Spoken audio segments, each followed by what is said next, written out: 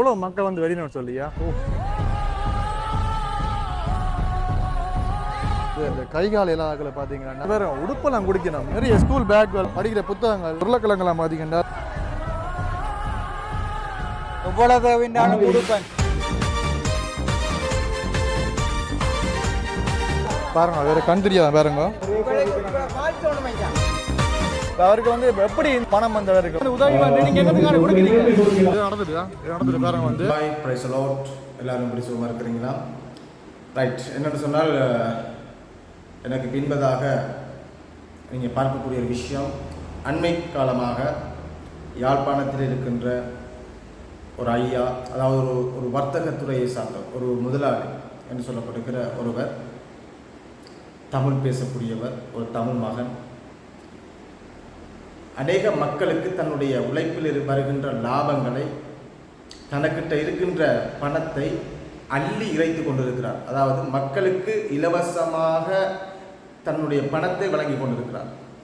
உண்மையில் இது ஒரு பெரிய விஷயம், எல்லாருக்கும் இந்த விடயம் வராது. ஆனால் அவர் ஒரு ஆண்டு பார்த்தீங்கன்னா, அவர் ஒரு வியாபாரி, அதாவது ஒரு பிஸ்னஸ் மேன். அநேக சொத்து பத்துகள் அவர்கிட்ட இருக்குது. ஆனால் அவர் ஒரு ஆன்மீகவாதியும் அல்ல, ஒரு அரசியல்வாதியும் அல்ல.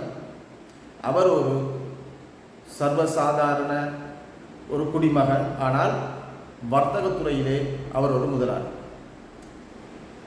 இன்று அநேகர் இதை பார்த்து நிறைய விஷயங்கள் கற்றுக்கொள்ள வேண்டும். என்னென்னா, நான் வந்து பிற மதத்தவர்களையோ பிற நபர்களையோ அரசியல்வாதிகளையோ நான் சுட்டி காட்டுவதை விட,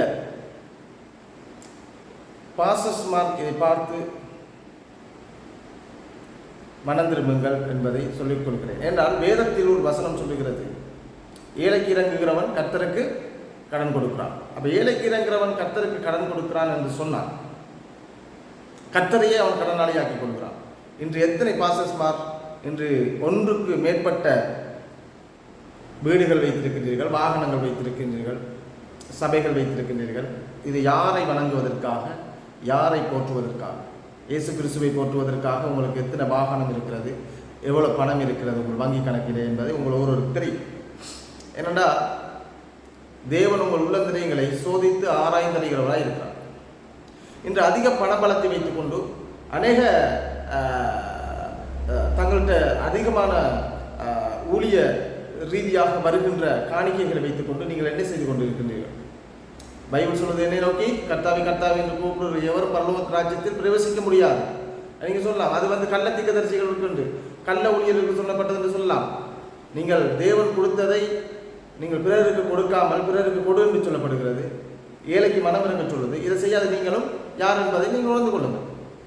இன்று ஆண்டவரை பற்றி அறியாத ஒரு தமிழ் மகன் இன்று அநேக ஏழைகளுக்கு உதவி செய்கின்றார். இவரால் முடிகின்றது என்றால் ஏன் உங்களால் முடியவில்லை?